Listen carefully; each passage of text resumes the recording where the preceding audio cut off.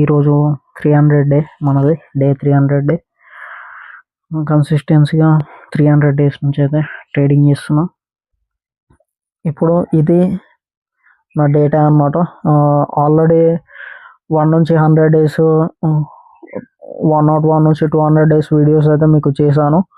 ఆ వీడియోస్ అయితే చూడండి. టోటల్ లాస్ వచ్చేసి 6,511 రూపీస్ లాస్, టోటల్ లాస్. ఇదనమాట మనకి ఇవి ఛార్జెస్. 13,600 ఛార్జెస్ అనమాట. 7,089 ప్రాఫిట్. అంటే ఒకవేళ ఈ మన గవర్నమెంట్ ఇంతగానం ఛార్జెస్ లేకపోతే నేనైతే ప్రాఫిటబుల్గానే ఉండేవాడిని. 7,000. మీరు దీంట్లో చాలా మంత్స్ చూస్తే బ్రేక్ ఈవెన్ మంత్స్ ఉంటాయి, కొన్ని మంత్స్ లాస్ ఉంటాయి. ఇప్పుడు మన స్ట్రక్చర్ ఎలా నడుస్తుందంటే ఫస్ట్ 100 డేస్ ఇట్లా పడింది అనుకోండి. ఫస్ట్ 100 డేస్ అండ్ ఇట్లా మళ్ళీ 200 డేస్ ఇట్లా పడ్డది. పడి ఇప్పుడు మనం ఇక్కడనే కొట్టుకుంటున్నాం. ఇక్కడనే బ్రేక్ ఈవెన్ ఫేస్లో ఉన్నాం ఇప్పుడు.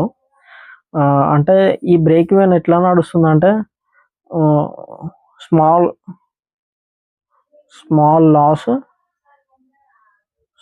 Loss and break even.